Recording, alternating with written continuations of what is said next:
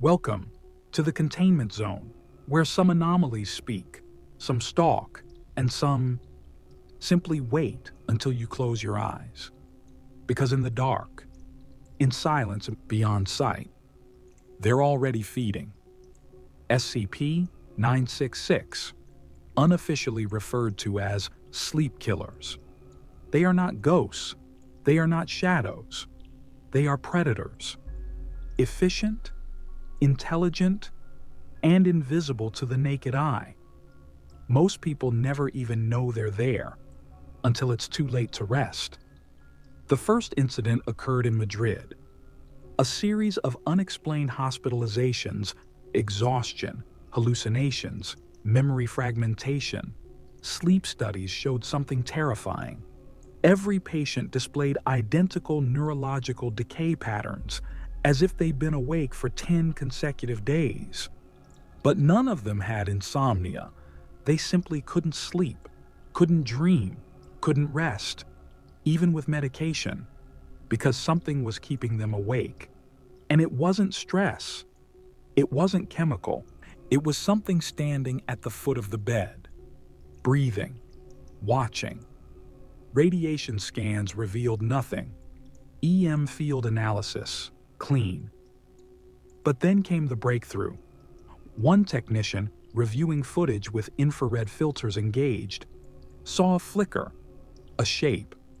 Not a person, not quite. And as the video played forward, the technician froze. Because the shape was staring into the camera. The footage was grainy, distorted by infrared interference. But there was no mistaking it. A figure, tall, skeletal, hairless, skin translucent, stretched tightly over a narrow frame, limbs too long, eyes sunken, mouth agape in a permanent silent grin. The creature stood motionless at the edge of the patient's bed, watching, head tilted, unmoving. Then, without sound or hesitation, it leaned forward and opened its mouth wider. No voice, no scream, but on the audio track there was static. The same kind recorded when brainwave monitors began to crash. That moment marked the beginning of a confirmed SCP-966 presence. The entity was never seen with the naked eye, but through high-range infrared lenses it became visible, and what followed was a pattern. Each victim reported sudden onset insomnia, extreme fatigue, heightened anxiety, hallucinations of movement in the periphery. No medications worked, no sleep-inducing treatments held for more than minutes, and eventually, the body began to break down. Skin paled, eyes reddened, language deteriorated. Most victims couldn't describe the creature, only the feeling. It's in the room, it doesn't blink, and it waits for me to rest. Foundation agents deployed in Madrid captured 3 separate thermal images of SCP-966 entities during nighttime sweeps. Each time, the figure vanished seconds after exposure to infrared. But wherever they were spotted, someone nearby stopped sleeping. For good. One field report logged a D-class subject exposed to a known SCP-966 population zone for 2 hours. Within 48 hours, he became nonverbal. At 72, he collapsed from exhaustion. His final words were scrawled on the wall with a broken fingernail. "I hear them chew when I blink." That's when the Foundation realized SCP-966 isn't just watching, it's feeding. SCP-966 entities cannot be seen without specialized equipment. To the human eye, they are invisible. To audio, silent. To radar, absent. But through infrared spectrum imaging, their presence becomes undeniable.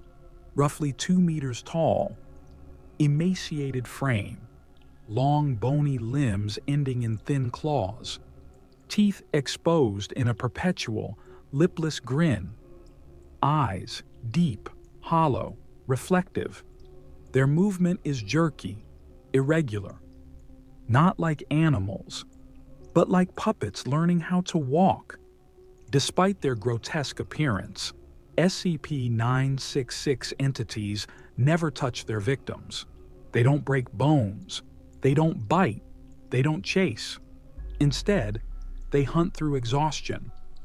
Once a target is selected, SCP-966 emits a narrow-band frequency wave, inaudible to human ears, but catastrophic to neurological sleep regulation.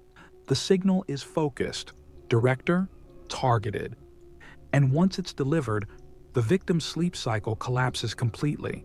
No REM, no NREM, no unconsciousness of any kind. Even sedatives only induce body paralysis. The mind remains awake, trapped. Victims cannot dream, cannot rest, and within hours begin to deteriorate. The most disturbing aspect? SCP-966 never leaves its prey. Once a subject is afflicted, the entity follows them. From room to room, from home to hospital, always present. Just outside perception, just far enough that no one else sees it. Victims report strange behaviors during these moments. Breath on their neck while lying down, the sensation of something crawling beneath the sheets, shadows moving behind closed eyes, a ringing in their ears that stops when they open them. It doesn't need to kill, because eventually the body does that on its own. The average subject lasts between 10 and 14 days. By the end, they are incoherent, dehydrated, mentally shredded.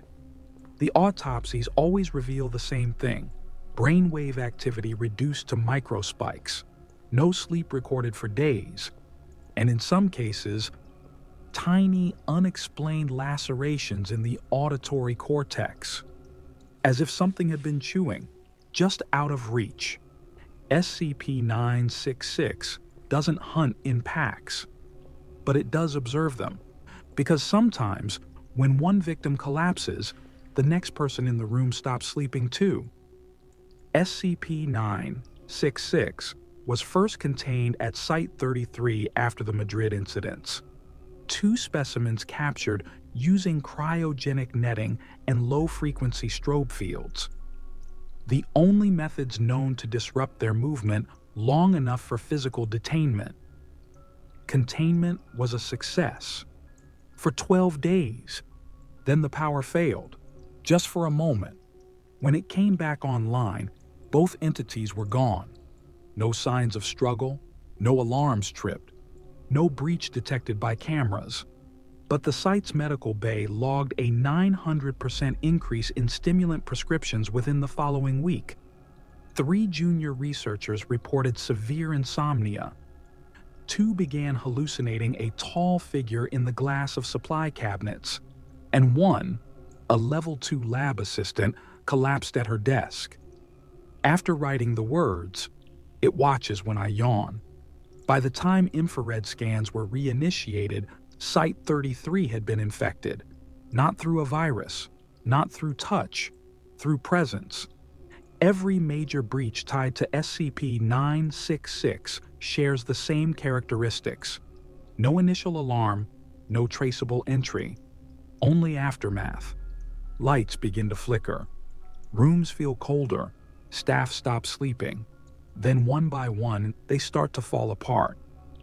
Breach event. 966-Gamma occurred at a secondary containment station in British Columbia. 3 weeks of stable monitoring. Then a staff member filed a report. There's something standing behind the reflective surface in Lab 2B. The object? A fire extinguisher cabinet. The glass was covered the next day. The sighting stopped, but the sleep disorders didn't. Within 48 hours, 6 personnel were taken off duty. All exhibited identical symptoms: insomnia, auditory hallucinations, phantom skin crawling. No physical wounds, no anomalies recorded. But in the hallway, camera feed outside 2B, a single frame, showed a blurry silhouette with its head tilted, just slightly, toward the lens. The Foundation now recognizes that SCP-966 doesn't need to escape, because it doesn't break out, it leaks. A single moment of visibility, a single exposure to its frequency wave, and the creature doesn't have to move again. You'll bring yourself to it, through fatigue, through desperation, through the quiet erosion of your will. And when you collapse, it finds someone else, who's just starting to blink too slowly. Victims of SCP-966 exposure follow a grimly consistent arc. It begins with restlessness, mild discomfort at night, a feeling of being watched, easily dismissed. But within 48 hours, the signs become harder to ignore. The inability to fall asleep, even with heavy sedatives, heightened sensitivity to sound, particularly breathing, anxiety without identifiable source, refusal to enter dark rooms, irrational fear of closing their eyes. By day 5, they've stopped trying to sleep entirely. Not because they believe they can't, but because they're too afraid of what will be waiting when they do. In controlled evaluations, several exposed individuals reported visual hallucinations. A pale, skeletal figure, seen only in flashes, bending around corners, hovering near reflective surfaces, crawling across ceilings. But the hallucinations do not act. They do not speak, do not touch.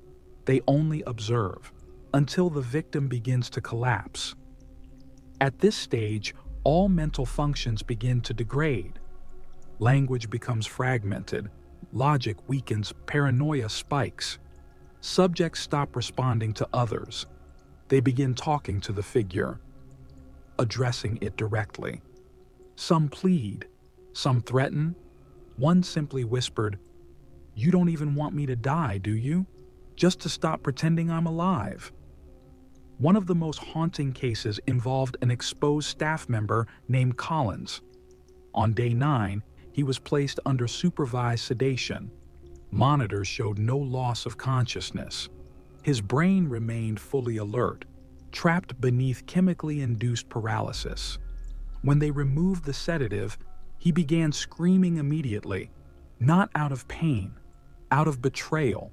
He'd seen it standing in the corner of the room the entire time, and worse, he'd felt it lean closer every second he couldn't move. Collins's mental state deteriorated beyond recovery.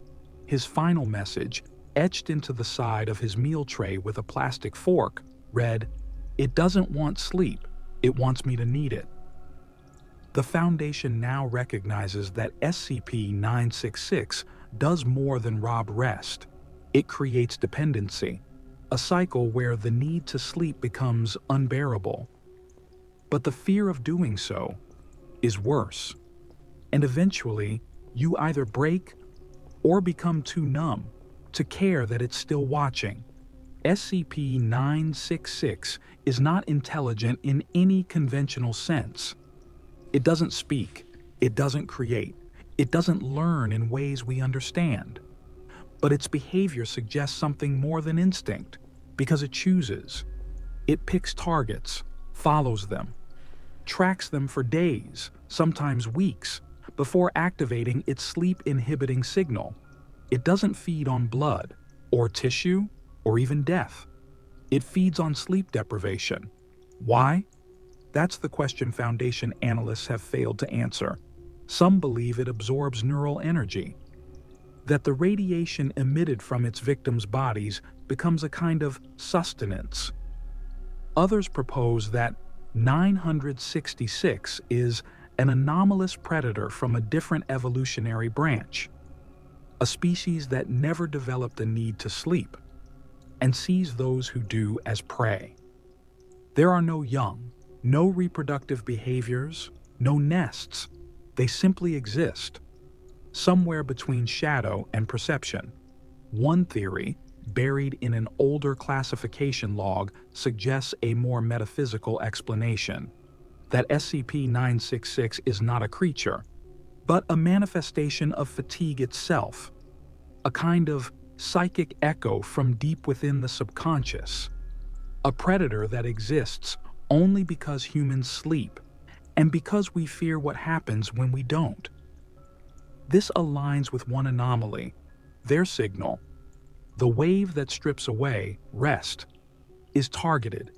It doesn't spread. It doesn't infect. It's a choice. 966 picks a person and makes them slowly unravel. And then, when the process is complete, it leaves. Not because it's finished feeding, but because it's bored, as if it has already moved on to the next person who's stayed up too late, who's begun seeing something at the corner of their vision, who thinks that shadow might have shifted just a little too deliberately. SCP-966 doesn't exist to destroy. It exists to remind us that the thing waiting in the dark might not be your imagination. It might be patient, and it might be smiling. SCP-966 is contained, technically, thermally sealed chambers, permanent infrared surveillance, specialized soundproofing, and electromagnetic inhibitors. But it doesn't try to escape, because it doesn't need to. The entity can pass through barriers, slip between security zones, follow behind walls that no one checks, until someone stops sleeping and starts breaking. It is not a monster in the traditional sense. There is no scream, no sudden violence, just the sound of your own heartbeat, getting louder each night.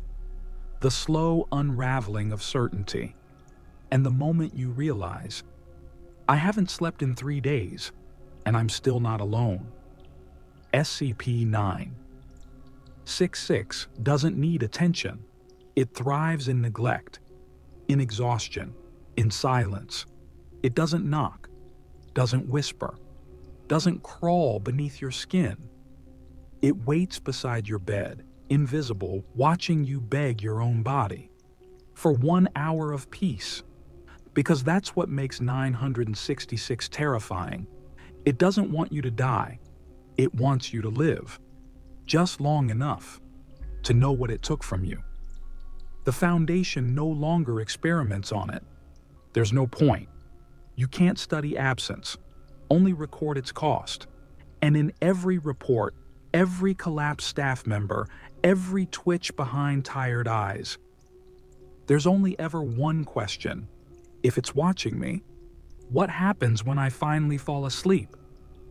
Thank you for reviewing another anomaly in the Containment Zone. And if you haven't slept lately, not really slept, don't worry. It hasn't chosen you. Yet.